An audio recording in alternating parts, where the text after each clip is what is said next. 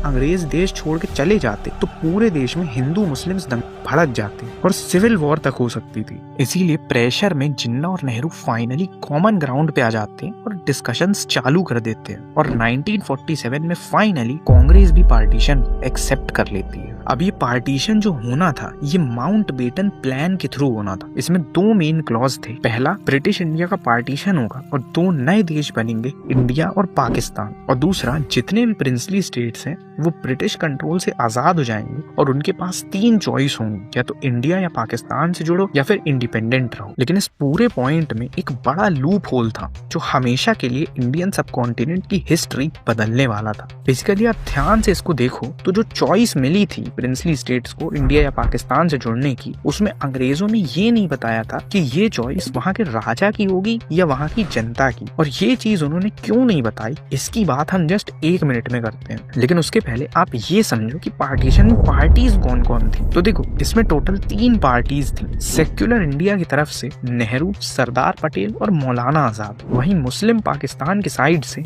जिन्ना और लियाकत अली खान थे। और बीच में एक न्यूट्रल पार्टी के तौर पे इंडिया के गवर्नर जनरल माउंटबेटन थे। तो नेगोशिएशन स्टार्ट होती हैं और जिन्ना अपनी डिमांड्स रखते हैं। इसमें पाकिस्तान को बनाने के लिए वो 6 फुल प्रोविंसेस की डिमांड रखते हैं। Punjab, Sindh, North Western Frontier Province, Balochistan, Bengal और आसाम। प्रिंसली स्टेट्स की यहाँ कोई बात नहीं होती क्योंकि उसमें डायरेक्ट ब्रिटिश कंट्रोल नहीं था और उनकी खुद की चॉइस रहती कि उन्हें आगे किस कंट्री से जुड़ना है। तो जिन्ना की इन 6 प्रोविंसेस की डिमांड का बेस ये था कि आसाम के अलावा इन सभी प्रोविंसेस में 50% से ज्यादा पॉपुलेशन मुस्लिम थी। इस पे कांग्रेस का आर्गुमेंट ये था कि पंजाब में 45% हिंदू और सिख थे और बंगाल में 42% से ज्यादा हिंदू पॉपुलेशन थी, जो इस पार्टीशन के कारण पाकिस्तान में रह जाते। इसीलिए बंगाल और पंजाब का पार्टीशन होना चाहिए। अब ये पार्टीशन कैसे होगा और फाइनल बॉर्डर कहाँ से पास होगी, ये डिसाइड करने के लिए ब्रिटेन से एक लॉयर और माउंटबेटन के दोस्त को बुलाया जाता है। उनका नाम था सिरिल रेडक्लिफ।